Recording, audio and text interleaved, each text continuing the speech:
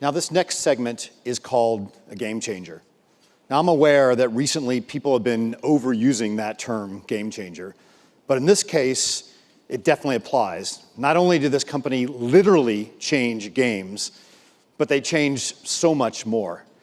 The spirit of this award is, you've changed how we viewed or experienced the world, and there's definitely no going back. Please welcome John back onto the stage, oh, you're over there in the corner, to help us introduce this award.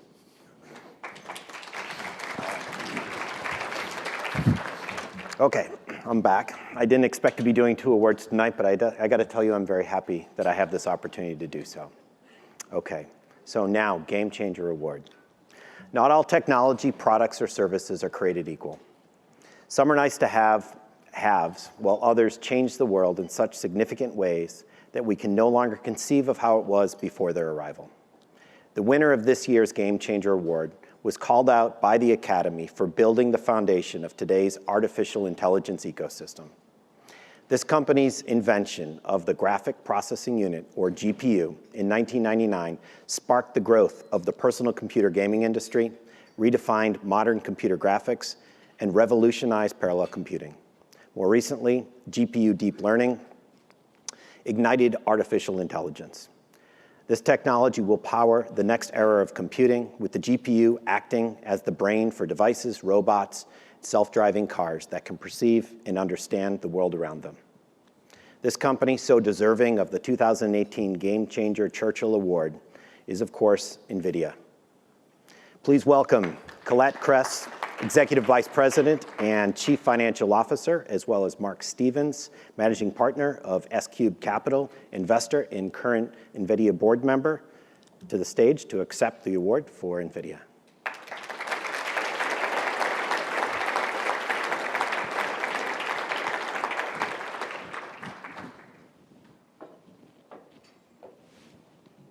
Get the right little. Congratulations, Colette. Mark, thank you. Hey, this is for you too.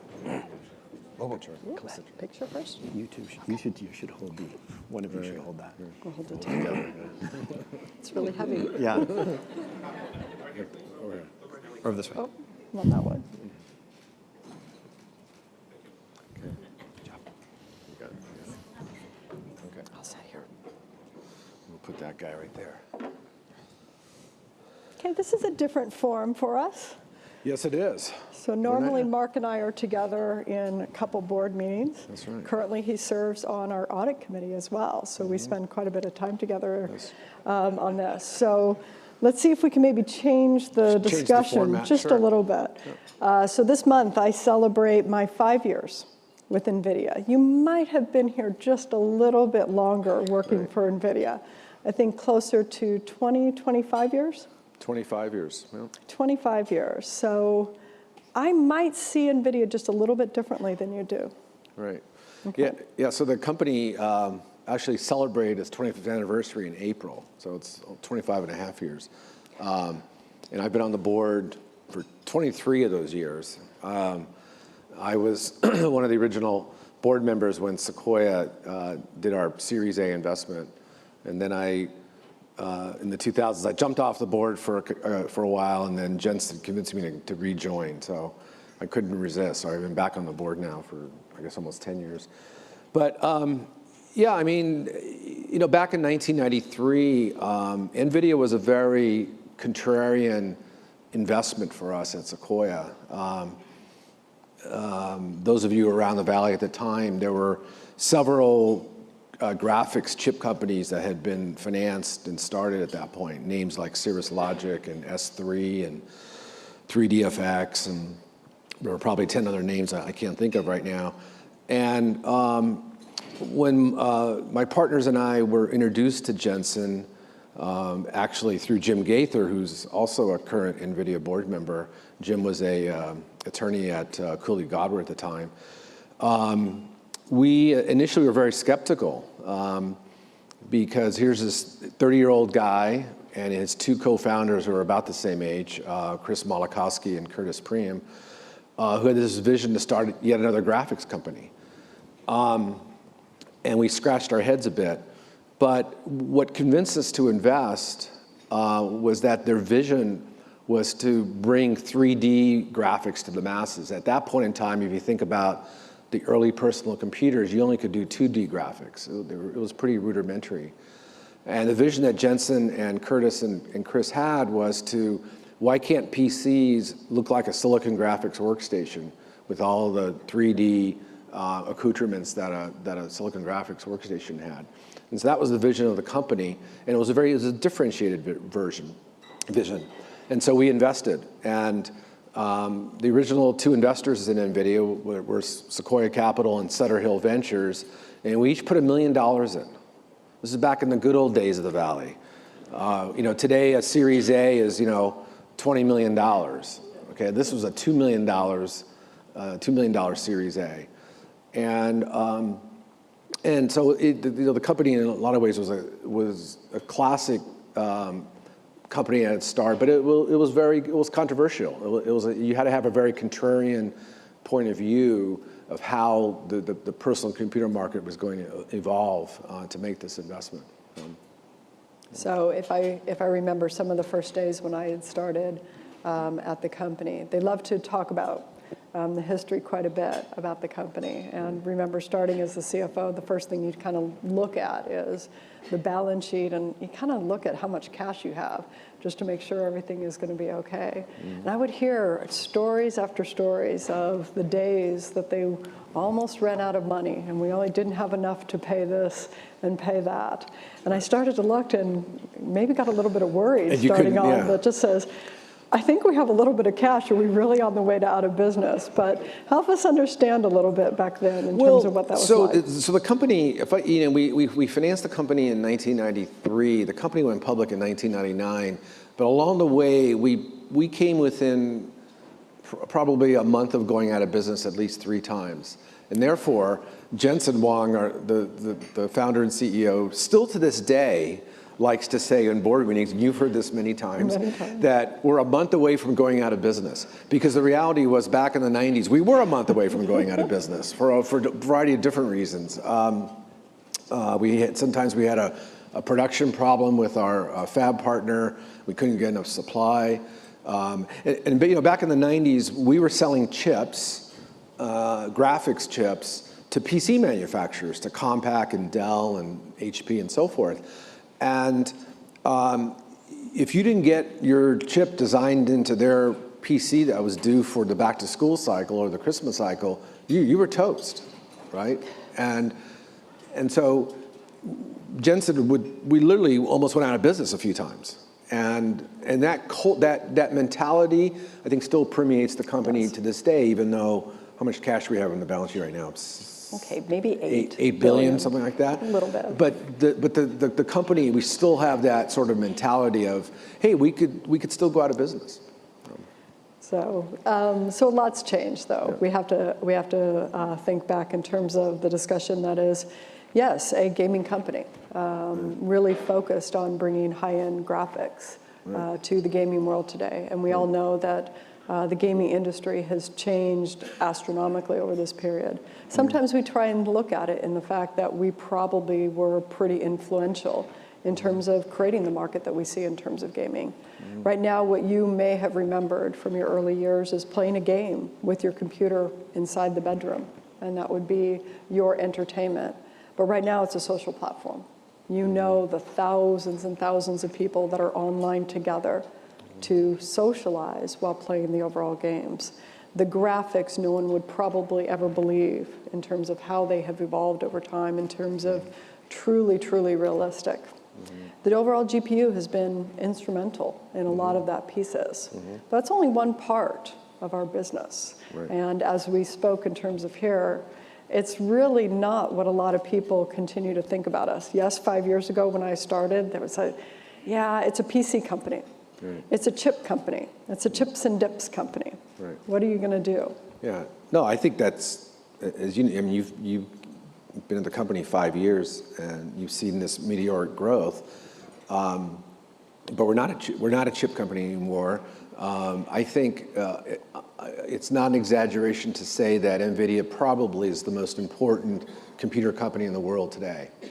Just like IBM was the most important computer company back in the 70s and 80s. And we've become a fully integrated company. If you look at, we talk about this in our meetings where, we have customers in robotics, we have customers in the transportation industry, we have customers in the medical industry, we have customers across all different industries. And so, we're not a gaming company anymore solely. I mean, surely gaming is an important part of our culture, and it's a core part of our business, but we've really become a true global computer company, which I think the world is realizing now, but it's taken, well, at least 5 years, maybe longer. At least 5 years, but what's interesting, I think, is probably one of the most fundamental decisions that Jensen and the company took was probably more than 10 years ago, which at the time people thought the decision was a crazy idea, which was actually adding a sense of a computing programming language on top of every single GPU and investing in teaching through laboratories, through research, through schools, how to program an overall GPU. At the time, people said, how big could that be? Right. How big of a market could that be, and why would you want to do that? Right. Really, his overall vision was absolutely instrumental that says, no, this overall GPU, although serves an application for graphics quite well, the reality is it's an amazing processor. Right. That processor has a tremendous use outside of just the application of graphics. Right. So providing that to overall developers to where we are today with more than 1 million developers who develop on the GPU is astronomical. But at the time, nobody saw that piece and being instrumental to where we are today. Yeah, I mean, you're referring to CUDA, which is our programming platform. And it was controversial at the time. And it was a big investment. I mean, the numbers, the headcount numbers better than I, but we have more software engineers at Nvidia on a worldwide basis than hardware engineers. And we've put a huge investment into software in the last 10 years, and we're beginning to see the fruits of that. And now with CUDA, we have thousands of young programmers. It's taught in most of the major engineering schools in the country and around the world. And so every year we have thousands of people trained on the CUDA programming platform and that are ready to program on our GPUs when they, go work for Tesla or go work for GE or what have you. So it was a real game changer for us. So that game changer probably led to kind of the next big piece. We saw an opportunity as things changed in the world of computing, whereas Moore's Law actually became a significant slowdown.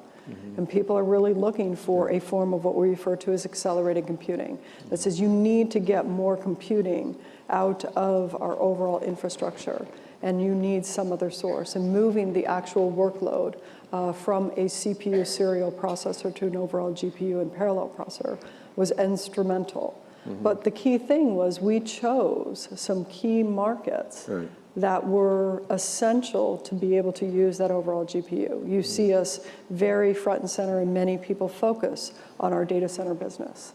But we have chosen these markets very carefully. One, because we know that they are extremely large markets in front of us. We also know that there are tremendous challenges in terms of achieving the overall size of the markets that are in front of us, and we have that tenacity as a company to stick that through and work through it. Yeah, I mean, at the risk of getting maybe too technical here, it turns out, to do graphics, you're drawing lots of triangles and polygons onto a screen, so it's very compute intensive, and it takes, to do that, you need massive amounts of computing power, and it's hard to do that through a single threaded CPU, through a single pipeline. But with a GPU, you have multiple pipelines and multiple processors, and you can splash those triangles, render those triangles onto a screen much faster. And so we knew that, and then we had CUDA, and then the breakthrough of maybe 7 or 8 years ago through our Bill Daly and some of our scientists came up, what we realized was that, hey, for artificial intelligence, you throw massive data sets at a computer, and if you have multiple processors and multiple threads, those data sets can be processed much more efficiently than if you're using a single CPU from a company like Intel, for example. And so that was the next big idea that has transformed the company. Because now all of our hardware is based on a common architecture. And so the GPU we develop for the gamers is the same GPU that gets used for the folks in the auto business or for the medical business or what have you.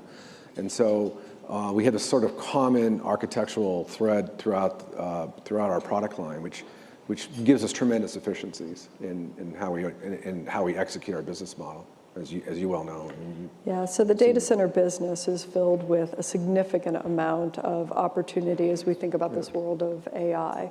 And there's been just a tremendous match of the GPU with overall AI. But what I think also came about probably a couple of years ago, more than 5 years ago, was the focus of where else you can use that AI, which is self-driving cars.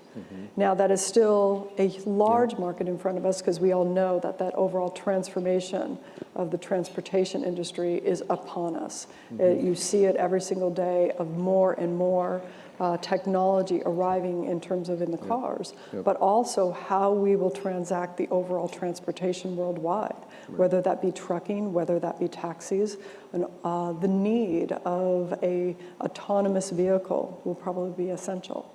So help us understand what you see in terms of bringing that to market and how we helped. Well, I think in terms of the autonomous vehicle market, it's happening. It's probably happening faster than people think because the technology is happening so quickly. But it will, if you think about autonomous vehicles, it's really it will transform society in a sense, right? Because if you have autonomous vehicles, presumably they're a lot safer because you don't have humans driving them. What does that mean? Well, it means the whole auto insurance business model gets changed. You probably need fewer law enforcement officers in the street because there's fewer accidents. You need fewer repair shops. I mean, the whole idea of urban planning, I think, gets changed. How you design cities get changed. You don't need these 5-story parking lots, maybe, because you won't have people owning cars. You share cars, and they're autonomous. So if you think about the implications of AI and deep learning across different industries, my favorite example that I always like to cite is we have a customer, and the name escapes me, you might remember. We have a customer, I think they're in Boston, and they're using Nvidia's technology to read cancer radiology scans a lot more efficiently. And we're not replacing the radiologist, but we're making that radiologist much more efficient with much higher accuracies. And so and we haven't even touched the medical market. I mean, it's very nascent right now for us. It's very true. If you go into the medical space, and if you actually go in for any type of scan that you have, any type of radiology, you may be in there for several hours. Just take a look and behind the actual scanner, as well as when you get back to the radiology showing you that, that's all Nvidia technology. What we hope to do is, because of the significant decentralization of that information, is to be able to pull that together and be able to run AI on it, that the human eye is not the only looking at it to determine whether or not it is cancer or whether or not there is a problem, that through millions and millions of looking at these scans in the past, you can tell from computer generated doing there. So I think there is within us as a company as well, not only a focus on big markets that can monetize well, but there's truly an angle of ours to say, how can we help society? Whether or not we can make the roads safer with automotives, or whether or not through our work we could find a cure for cancer, I think is a really big part of our company as well. Right. And I think the other big part, which is a question, I mean, you came on board 5 years ago, and you had spent time at some wonderful companies in Microsoft, Texas Instruments, Cisco. What was it like when you came on? What did you think about the culture? What has surprised you about it? What were your... Yeah, bring it back to the culture. I think one of the things of working at some of the large companies and what probably drew me the most back there, sure. Spending time with Jensen, absolutely on day one, of the whiteboarding experience of him to map out what he saw as the future. The visionary is absolutely tremendous. But that resonates throughout the entire company. A company that is really, I'd say, just very down to earth. You walk in with a group of people that spend their entire life work, been focused on GPUs, essentially egoless, essentially just, I like the work I do. I love bringing great products to work. It's a place that you just can't find anywhere in the company. There's not a lot of bureaucracy. There's not a lot of form and substance. We're rather a flat organization. We actually don't have org charts. Right. Yeah, we kind of know who works for who, but we form groups to solve big problems. Yep. Yep. Intellectual honesty is, I think, probably one of the other key things that draws it, that just says, it's not about making a presentation. Let's be direct, we've got a problem, we've got to solve it. And it's a great place to see a tremendous amount of talent pulled together to do that. And I'd say the other aspect of our culture is we like to use the term swarm. Yeah. We swarm on problems. I remember a few years ago, we introduced this concept of SOL, speed of light. And we use that concept to how do we get chips back from the fab all the way to the customer's hands and faster? How do we act for our customers at the speed of light? And that has become a big part of the culture. And the whole AI breakthrough, that was a swarming exercise by our research scientists and our hardware engineers and our software team. And so that's a big part of our culture. Well, I think 25 years, it's a pretty big difference. But honestly, I get asked all the time, 5 years, did you know when you started? And I said, sure, I knew a visionary CEO, but to see what we have accomplished over that time, it's absolutely an honor, a privilege to work at the company, and we're actually thrilled to accept this award. Thank you. Thank you. Thank you.